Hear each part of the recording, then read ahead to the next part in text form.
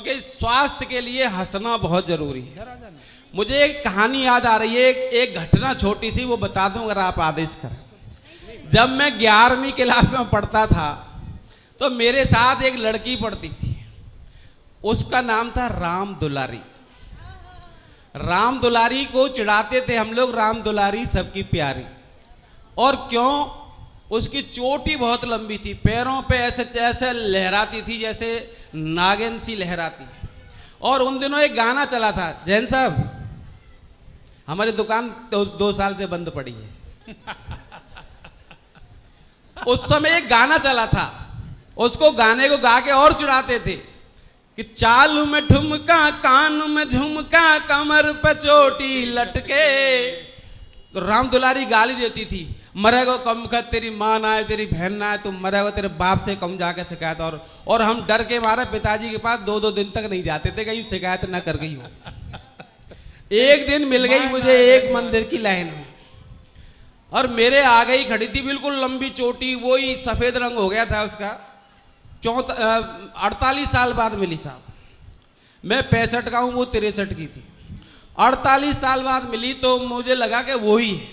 फिर मुझे लगा कोई और हो सकता है, कहीं मैंने बात करी तो कहीं पिटाई ना हो जाए। फिर मैंने ऐसे थोड़ा सा आज गर्दन घुमा करके देखा तो पहली नज़र में ऐसी लगी जैसे रानू मंडल अच्छा। जो गाना गाती थी, आजकल हीरोइन बन गई है। तो लेकिन वो नहीं थी। दोबारा देखा फिर भी नहीं, वो पहचान में आई। फिर तीसरी बार मैंने सोचा वही वाला गाना धीरे से गा कर देखता हूँ, अगर बात बन गई तो मैं बात कर लूंगा और राम दुलारी कैसी हो। तो मैंने धीरे से गाया, चाल में ठुमका, कान में झुमका। वो एकदम पलट के देखा, वो मैंने की ये तो राम दुलारी है। मैंने एकदम गर्दन पीछे करी, मैंने की कहीं और कोई दूसरी राम दुलारी हुई, पिटाई ना हो जाए। आगे की मार से बच गया भाई साहब, पीछे की मार बड़ी तगड़ी पड़ी। अपनी पत्नी को घर छोड़ के आया था, वो पीछे पता नहीं कहां से आ गई, और उधर से गालियां शुरू हो गई, तुम्हारा नाच जाए, तुमने बुढ़ियों को देख देख के गाना गा रहे हो या पूजा करने आए हो। और मेरी हवा निकल गई साहब। मैंने एकदम यू टर्न मारा, यू टर्न। और वो कहा मैंने कि मैं तो भजन गा रहा हूँ, तुझे कहाँ से लग रहा है गाने गा रहा हूँ? बोले मैं भजन 40 साल से सुन रही तुम्हारे। तो बोले दोबारा सुनाओ। मैंने वो सुनाई था, मैंने थाली पकड़ाई, उसको आंख बंद करी मैंने, और भजन मैंने उसके सामने गाना शुरू किया। आप सुनिए कि चालू में ठुमका, कानू में झुमका, कमर पे चोटी लटके, ओ मैया कमर पे चोटी लटके। भाई तालियां तो बजा दो। हो गया दिल का पुरजा, लगे 50 झटके। जय जगदीश हरे स्वामी। बोली इतनी अच्छी आरती लिखी है तुमने माता की। मैंने की माता की ना, दादी की है जो खड़ी है सामने। राम दुलारी बोली जाकी बुद्धि खराब है कि अभी तक ये बुड्ढा होगा फिर भी ये मानता नहीं है, उदमबाजी करे। तो एक नेताजी के घर पे गए हम, जो हार गए थे। उनकी पत्नी बेचारी रो रही थी। ये बहुत कमाल है, बहुत दुखी होकर रो रही थी। हमने कही बहन क्या बात हो गई, क्यों रो रही हो, क्यों उदास हो? तो उसने हमें जो कहा वो आपको बताते। बोली हरे हवा चली भैया, हाय हाय, हवा चली, आंधी आई, फिर है गयो बंटा डार रे, मेरे पिया इलेक्शन हार गए। अरे भैया, आदमी को मैंने कई बार कही तू जा पार्टी छोड़ दे, पर जाने का मेरी मानी।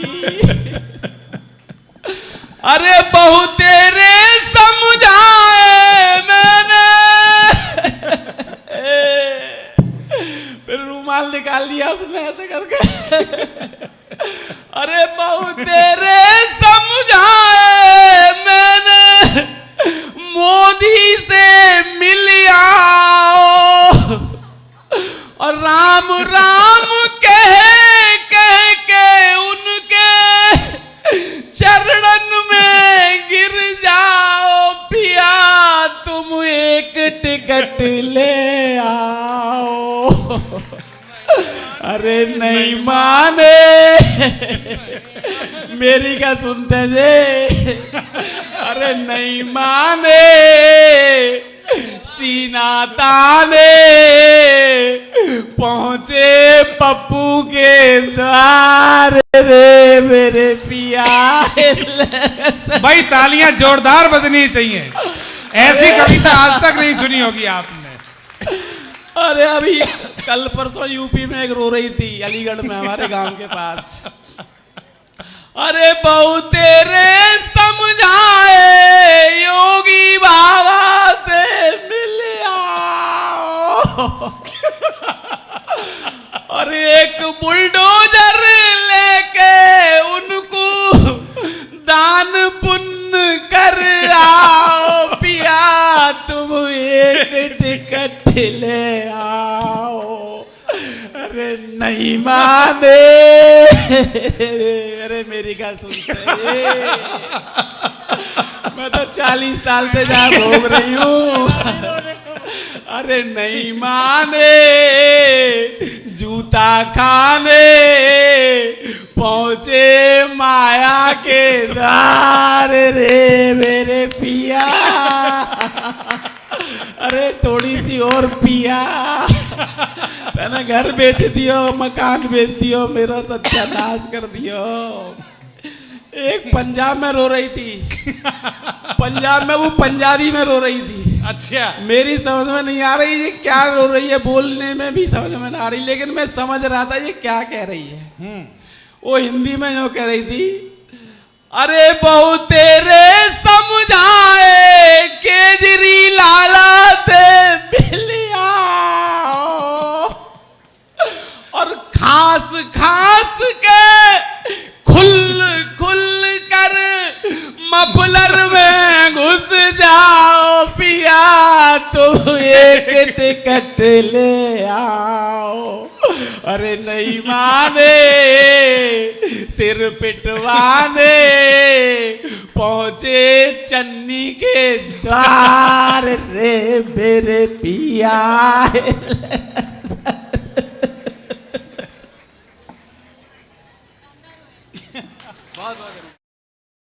मैं भी हरियाणा का हूं और एक बात बता दिया करूं मैं पहले ही, हरियाणा के आदमी ताली बजा नहीं करते, ताली पीटिया करे। तो एक बार जोरदार सारे ताली पीट दो। बहुत अच्छा कार्यक्रम चल रहा है। बीच में मेरे को खड़ा कर दिया, निपटाने की सोचा कि बुढ़ा है जल्दी निपटा दो इसमें। पर एक बात मैं बता करूं, हरियाणा का आदमी कदे बुढ़ा नहीं होया करता, बड़ा धैर्यवान और बड़ा दिमाग से सोचने वाला होता है। हम बुद्धिजीवी नहीं होते हैं, लेकिन हम जानते हैं हर चीज को। मैंने देखा कॉलेज के छोरों ने सिगरेट जलाई और वो जलती तिल्ली से नहीं फेंक दी। सामने हमारा हरियाणा का एक ताऊ खड़ा था, जलती हुई तिल्ली ताऊ के कुर्ते पे गिरी, ताऊ का कुर्ता जल गया, लेकिन उसने धैर्य का परिचय दिया, चुपचाप खड़ा रहा। छोरा ने बड़ा अजीब लगा कि हरियाणा का ताऊ कुर्ता जल गया, बोल कुछ नहीं रहा। वो उसके पास गया, मिला ताऊ राम राम, मिला भाई राम राम, मिला ताऊ बहुत अच्छा आदमी हो, कौन से गांव के हो? ने बोला क्यों गांव में भी जला होगा।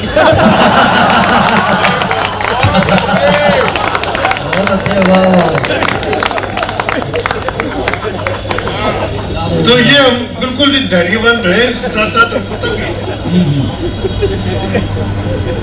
अच्छा, मैं तो वैसे भी अपनी उम्र के क्रॉस कर चुके हूं। मेरे को एक गर्ल्स कॉलेज के प्रिंसिपल ने फोन कर दिया। वो मैंने एक जज बनाना चाहती थी, मुझे कोई सांस्कृतिक कार्यक्रम करवाया है तो आप जज बन के आ जाओ। अच्छा जी, हमें जज वो बनाता है जो अपनी पेमेंट नहीं करना चाहता। कुछ नहीं करना, उसमें 1100 रुपये देने, अरे एक तौलिया देना है बस, हो गया, जज बन गया वो बस। तो कोशिश ये होती है कि हम भी मना करें किसी तरीके से। तो वो जो गर्ल्स कॉलेज के प्रिंसिपल ने मेरे से कहा कि यूसुफ जी आपको एज ए जज यहाँ आना पड़ेगा। तो मैंने उसको कहा, मैंने प्लानिंग सोच दी, मगर मैडम मेरे को तो दिखता भी नहीं, न्यू बोली इसीलिए तो आपको बुला रहे हैं। तो हम हर तरीके से ठीक ढंग से चलते थे। एक और मैं आपको बता करता हूँ, हमारा हरियाणा का आदमी कदे भी कड़वा नहीं बोलता, क्योंकि हम कड़वा कुछ खाते ही नहीं। एक आदमी बीमार हो गया तो डॉक्टर के पास चले गया।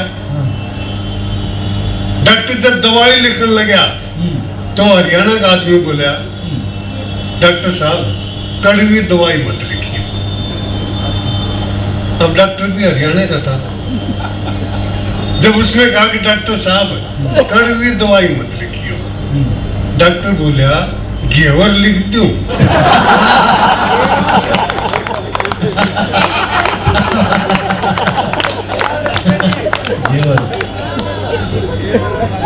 हाँ। एक और चला गया जो मैं मन की जगह, वो छोरा उसने पूछ लिया, छोरा ने बोला ताऊ हलवा खाओगा खीर है? मैं बोला क्यों, तारा घर में एक कटोरी से? ना बोला कटोरी तो बहुत है। बोला फिर तुम नो लिया, खीर भी खाऊंगा हलवा भी खाऊंगा। अच्छा वैसे हम बदला ले लेते हैं जी बहुत जल्दी, बच्चे में बड़े बड़े होशियार है। एक लड़के की दादी का बर्थडे था, तो वो लड़के के बाप ने पूछ लिया, बोला बेटा कल तुम्हारी दादी का बर्थडे है, अपनी दादी को क्या गिफ्ट दोगे? न्यू बोला जी फुटबॉल दूंगा। वो बोला बेटे तुम्हारी दादी की उम्र फुटबॉल खेलने की है। न्यू बोला क्यों? पिछले महीने मेरा बर्थडे था, मेरी दादी ने मेरे को गीता भेंट करी थी। तो तुरंत बदला लेते हैं। अच्छा दो आज एक और था, दो दोस्त थे, वो दो रोज दारू पी के घर जाया करते। तो वो जो एक ने पूछ लिया, बोला तू रोज दारू पी के घर में जाओ, तेरे घर वाले कुछ कहती को नहीं? वो बोला कब है? बोला क्या कब है? न्यू कब है कि तेरे दोस्त के कीड़े पड़ेंगे। ये तो बहुत अच्छा। हर चीज में, क्योंकि मैं ये क्या करता हूँ बताऊंगा अपने कि हम बुद्धि से ज्यादा इस्तेमाल नहीं करते बुद्धि का, बदला तुरंत ले लेते हैं हर चीज का, और हर चीज को जानते हैं कैसे कोई चीज हमें मिलेगी। ज्यादातर दिल्ली में भी हरियाणा के ही पुलिस में है, हमारे गांव का भी एक पुलिस में ही है, सिपाही है वो। तो उसको छुट्टी लेने की जरूरत पड़ गई थी, तो वह सच्चू साहब के पास गया, बोला जी छुट्टी चाहिए 2 दिन की। सच्चू साहब ने मना कर दिया, उन्होंने छुट्टी नहीं। बोला जी मैंने बहुत जरूरी काम है, छुट्टी तो चाहिए। बोला भाई मैंने कह दिया नहीं मिलेगी। बोला जी चाहिए छुट्टी तो उन्होंने एक मजाक सा कर दिया। सच्चू साहब बोले, बोला मैं तेरे पे एक सवाल पूछूंगा, अगर जो तेरे सवाल का जवाब सही दिया तो छुट्टी मिलेगी, नहीं तो छुट्टी नहीं मिलेगी। बोला जी पूछ लो। तो ऐसे तो साहब ने जी एक इंटरनेशनल सवाल पूछा, वो सवाल को आपको भी पता होगा। उन्होंने पूछा कि बता कटप्पा ने बाहुबली को क्यों मारा? अब हमारे हरियाणा के सिपाही ने छुट्टी चाहिए थी सच्चू साहब से, और सवाल पूछ लिया, बोला बता कटप्पा ने बाहुबली को क्यों मारा? बोला जी बाहुबली ने कटप्पा को छुट्टी नहीं दी।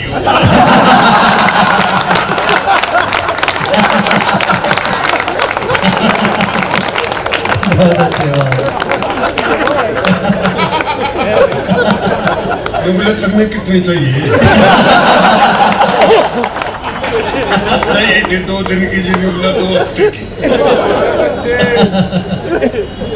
तो हम तुरंत बदल लेते जवाब दिए। और हमारी तो बोली आनंद मौज बसती।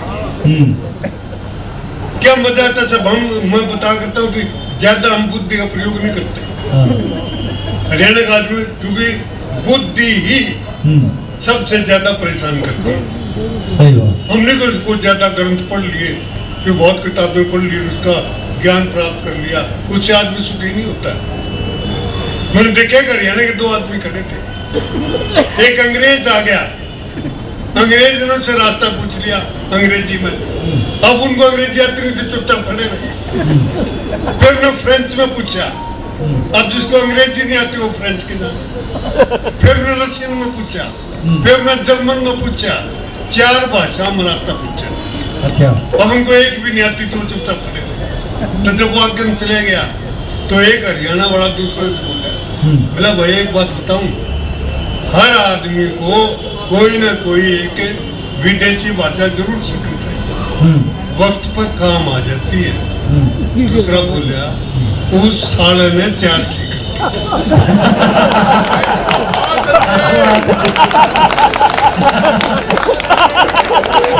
साले के कौन सीखा? तो ये ज्यादा ग्रंथ पढ़ने से ज्यादा कुछ नहीं होता। बहुत ही बढ़िया, बहुत बढ़िया। आगे बताऊं आपको, वो आगे चला गया अंग्रेज। ये महाराज हरियाणा का आदमी ने 2 आधी लाइन में रास्ता बता दिया उसको। अच्छा। आदि हाँ, तो आदि लाइन बता दिया उसको रास्ता, बताओ उनको। जब उसने आगे पूछा तो अगला दिन भी नहीं पता था कि साला पूछ के रहा है। फिर भी उसने बताया, बोला go straight then ask again. यानी हम थोड़े से बुद्धि में काम करते हैं। दूसरे में ये क्या करता हूँ, सुखी रहना है, आनंद मौज मस्ती से रहना है, तो बुद्धि का कम से कम प्रयोग करो। जितना बुद्धि का प्रयोग करोगे उतनी तकलीफ करोगे। हमारा एक स्टाइल है जीने का, हम कॉन्फिडेंस से जीते हैं। वो बिल गेट्स को एक आदमी की जरूरत थी, 1000 आदमी इंटरव्यू देने चले गया। अब कैसे ले उसका इंटरव्यू का? तो उसने वो जनरल से सवाल कर दिया कि जो फ्रेंच, इंग्लिश, रशियन, जापानीज, उसका रशियन 4 भाषाएं जानता है, वो खड़ा रहे, बाकी चले गए। सारे चले गए जी, 50 रह गए। ये 50 में से भी एक लेना है। उन्हें कह दिया इन 4 भाषाओं के साथ जो जापानीज जानता है वो खड़ा रहे, बाकी चले जाए। सारे चले गए जी, 2 रह गए। तो एक ने दूसरे से पूछा, बोला तू कौन का है? ने बोला हरियाणा का। बोला तेरे को जापानीज आती है? बोला मन तो वो 4 भी नहीं आती, तो सारा ने पहले पूछी थी। फिर तू बोला खड़ा क्यों है? बोला तेरा यार का कॉन्फिडेंस देख। क्या बात है दादा साहब, बहुत बढ़िया, बहुत अच्छे बात। तो कम बुद्धि से जियो, कॉन्फिडेंस से जियो। छोटी छोटी बात पर टेंशन मत लो, बिना मतलब टेंशन ले ले। बताओ, एक स्टाइल है जीने का हमारा। गर्मियों का टाइम था, मैंने पूछ लिया, स्टाइल बता रहा हूँ अपने। एक से पूछ लिया, मारे तेरे को गर्मी लगे तो क्या करता है? बोला जी मैं एसी के सामने बैठ जाता हूँ। अच्छा। और मगर फिर भी लगे तो बोला फिर एसी ऑन कर लेता हूँ। यानी जो आदमी खाल बंद एसी का आगे बैठ के मजे ले ले, उसका टेंशन बिगाड़ेगी कैसे? ये तो नहीं जी, मौत का भी मजा ले ले हम तो।